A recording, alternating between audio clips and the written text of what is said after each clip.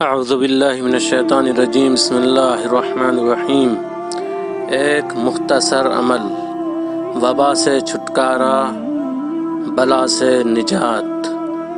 ہر صدی میں کوئی نہ کوئی وبا ضرور سامنے آتی ہے۔ اس وبا کے علاج میں دنیا بھر کے ڈاکٹر تن من دھن سے جٹ جاتے ہیں، لیکن جب تک اس کا علاج تلاش کرتے ہیں اس وقت تک لاکھوں لوگ اپنی جانوں سے ہاتھ دھو چکے ہوتے ہیں۔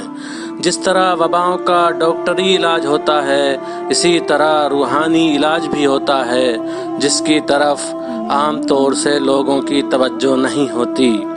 ائمہ اطہار علیہم السلام نے وبا سے نجات کے لیے متعدد دعائیں تعلیم فرمائی ہیں۔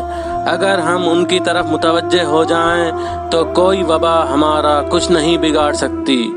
وہ دعائیں ہمارے رہبروں نے کچھ اس طرح سمجھائی ہیں۔ نمبر 1، صحیفہ سجادیہ کی دعا نمبر 7۔ یہ دعا ایسی دعا ہے کہ اگر انسان پورے اعتقاد کے ساتھ پڑھے تو کوئی وبا اس کے پاس نہیں آ سکتی۔ یہ دعا امام سجاد علیہ السلام سے منقول ہے، جو صحیفہ سجادیہ میں نمبر 7 پر موجود ہے۔ نمبر 2، زیارت عاشوراء۔ زیارت عاشوراء پڑھنا انسان کی مشکلات کا حل اور تمام وباؤں سے نجات پانے کا وسیلہ ہے، جس پر روایات گواہ ہیں۔ نمبر 3، ہفت ہیکل۔ قرآن کریم کی 7 چنندہ آیات ہیں جن کو ہفت ہیکل کہا جاتا ہے۔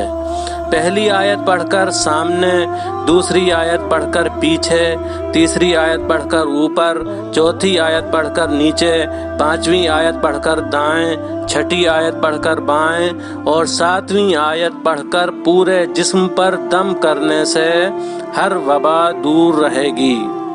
نمبر 4، اپنے ہر دروازے کے اوپری حصے پر پنجتن پاک علیہم السلام کے اسماء گرامی مندرجہ ذیل صورت میں لکھ کر چسپاں کریں تو ہر بلا اور ہر وبا دور رہے گی۔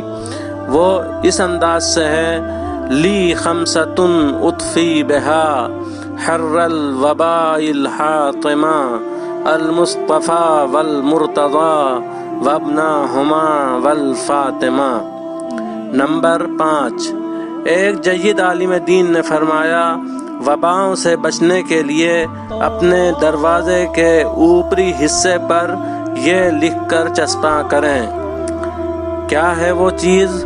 وہ بھی پنجتن پاک علیہ السلام کا ہی وسیلہ دیا جاتا ہے، جو کچھ اس طرح ہے: انی ارید امانا یبن فاطمہ متمسکن بیدی من طارق الزمن من فاطمہ و بنیہا ثم والدہا والمرتضی حیدر عانی ابا الحسن۔